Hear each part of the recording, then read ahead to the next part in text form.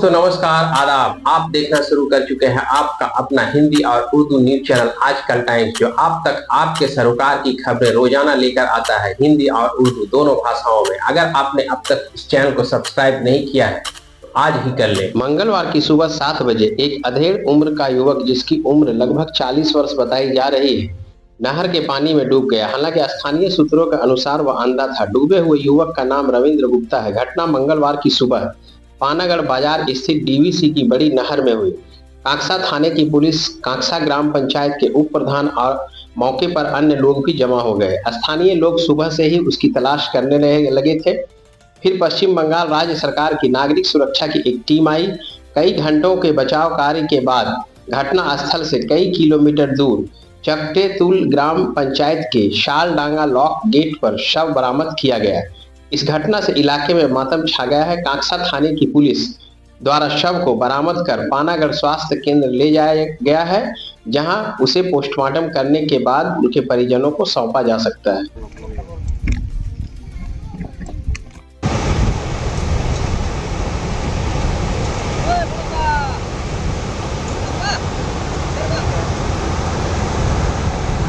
गाड़ी सामने करो ना, गाड़ी सामने करो। ওকে তো কাপড় নিয়ে চলে আয়। হ্যাঁ, ছটার সময় বাথরুম করাতে নিয়ে এসেছিলাম। নিয়ে ওইখানে ওই বোতলের কাছে বাথরুম করালাম। বাথরুম করিয়ে এইখানটা দাঁতন দিয়েছি মুখের কাছে। এখানটা বসিয়ে মুখ ধুচ্ছিল। আমি বললাম, ভাই তুই বস এইখানে, আমি যতক্ষণ না আসবো তুই হিলবি না। আমি ওইদিকে বাথরুম করতে গেছি, এসে দেখছি নেই, গড়িয়ে পড়ে গেছে স্যার। চোখে দেখতে পাচ্ছে না, পা কিন্তু খুব ভালো ছিল না, ও পোলিও মারা ছিল স্যার। সোজা হয়ে দাঁড়াতে পারতো না। 6টা থেকে 6:30টার মধ্যে। হ্যাঁ স্যার, আমরা 3 ঘন্টা 4 ঘন্টা 5 ঘন্টা হতে চললো, এখনো খোঁজাখুঁজি চলছে। আমরা খুঁজেছি, নিজে থেকে খুঁজেছি স্যার। না তলিয়ে গেছে স্যার, দেখতে পারি না। আমার নাম উমেশ চৌধুরী, পানাগড় রেলপারে আমার বাড়ি, ফুটবল ময়দান। আমার নাম উমেশ চৌধুরী, পানাগড় রেলপারে আমার বাড়ি।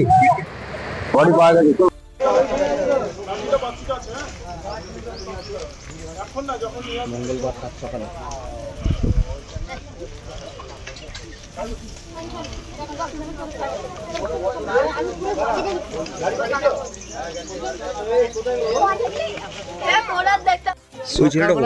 সাড়ে 6টার সময় 6:45 আমি যখন যাই ওখানে, তখন বলো যে এরকম কেস হয়েছে, একটা অন্ধ ছেলে জলে ডুবে গেছে। তো পায়খানা করতে এসেছিলো, যে সাড়ে একজন যে ছিল সে পাড়ে দাঁড়িয়ে ছিল, পায়খানা করে চলে যাবে। বোতলে জলও রাখা ছিল, আমি যেটা দেখলাম। আর তারপর ওখানে নিচের সিঁড়ি ঘাটে একটু নিচে করে লাঠি আর একটা ব্যাগ ছিল। তারপর আর কিছু, মানে পা পিছলে পড়ে গেছে বলে মনে হচ্ছে। সেরকম কিছু বলতে পারছি না, কেন ওপরে লাঠিগুলো রাখা ছিল, লাঠিটা আর একটা ব্যাগ ছিল। সে কি অন্ধ?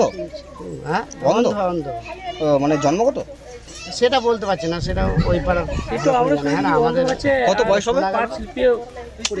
কত বয়স হবে? 35 এরকম কিছু। কি নাম? নামটা রবীন্দ্র গুপ্তা। হ্যাঁ, গুপ্তা। আপনারা কখন জানলেন? ওরকমই আমি যখন গিয়েছিলাম, বাইরে যাচ্ছিলাম। হ্যাঁ, সকালে জানলাম, সবাই গেল, আমিও গেলাম, দেখলাম। আপনার নাম? আপনার নাম? আমার মিন্টু দাস।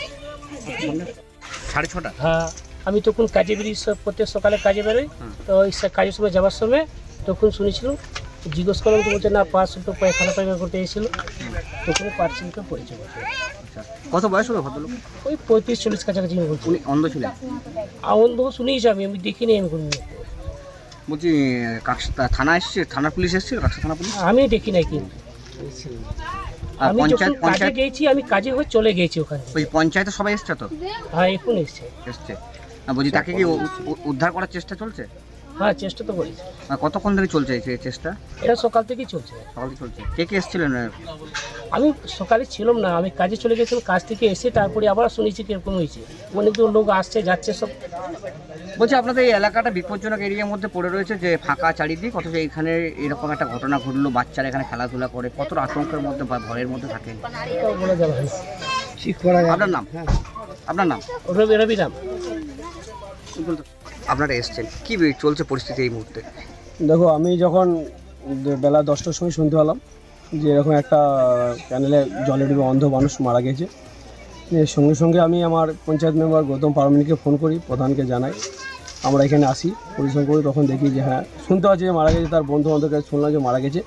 তারপর রেস্কিউ টিমকে ফোন করা হয়, তারা ফোন করার পর তারা রেস্কিউ টিম এসে, তারা দেখতেই পাচ্ছেন যে রেস্কিউ টিম বেরিয়েছে স্পিড বোট নিয়ে, খোঁজাখুঁজি চলছে। বলছি সে কি অন্ধ ছিল? আমি জানা আছে যেটা লোকে বলছে যে অন্ধ ছিল। কতক্ষণ ধরে চলছে মানে রেস্কিউ টিমে খোঁজাখুঁজি? রেস্কিউ টিম ধরুন ওই 1 ঘন্টা ধরে এসেছে, আর সকাল থেকে মানুষ, তার 9 জন মানুষ, তার বন্ধু সবাই নিয়ে খোঁজাখুঁজি চলছে। কোথাও পাওয়া যায়নি এখনো? না, এখনো পর্যন্ত পাওয়া যায়নি। বলছি এই যে এলাকা রয়েছে, এলাকার মানে নদীর মানে ক্যানেলের পাড়েই হচ্ছে কি আপনার বাড়ি ঘর রয়েছে, এখানে বাচ্চারাও খেলাধুলা করে, বয়স্ক মানুষরা যাতায়াত করে। তা কোনো কারণবশত এবার যে দুর্ঘটনা ঘটে, তো সে বিষয়ে কি চিন্তা ভাবনা করছেন যে এরকম একটা ফাঁকা এলাকা? হ্যাঁ, আমরা চিন্তাভাবনা করছি এটাকে, মানুষের বাচ্চা বুড়ো মানুষ আছে, কীভাবে কী করা যায় সেটা চিন্তার মধ্যে আসে। আমরা পরিকল্পনা করছি কীভাবে কী করা যায় এটাকে। আপনার নাম? আমার নাম হচ্ছে উজ্জ্বল মল্লিক, আকসা গ্রাম পঞ্চায়েতের উপপ্রধান। হ্যাঁ, 6টার সময় বাথরুম করাতে নিয়ে এসেছিলাম, নিয়ে ওইখানে ওই বোতলের কাছে বাথরুম করালাম, বাথরুম করিয়ে এইখানটা দাঁতন দিয়েছি মুখের কাছে, এখানটা বসিয়ে মুখ ধুচ্ছিল। আমি বললাম ভাই তুই বস এইখানে, আমি যতক্ষণ না আসবো তুই হিলবি না। আমি ওইদিকে বাথরুম করতে গেছি, এসে দেখছি নেই, গড়িয়ে পড়ে গেছে স্যার।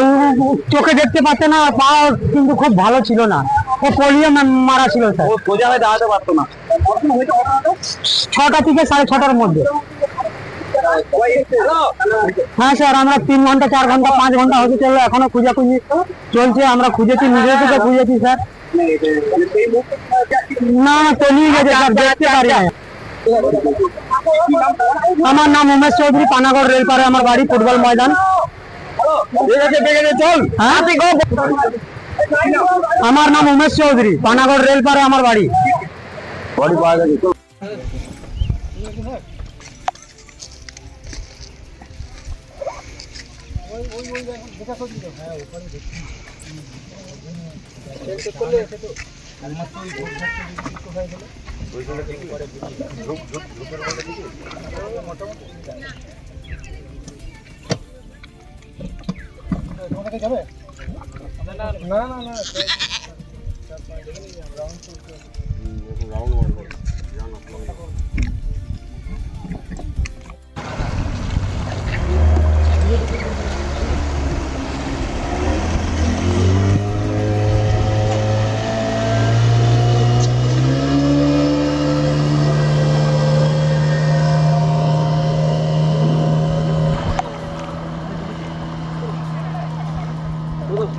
চলো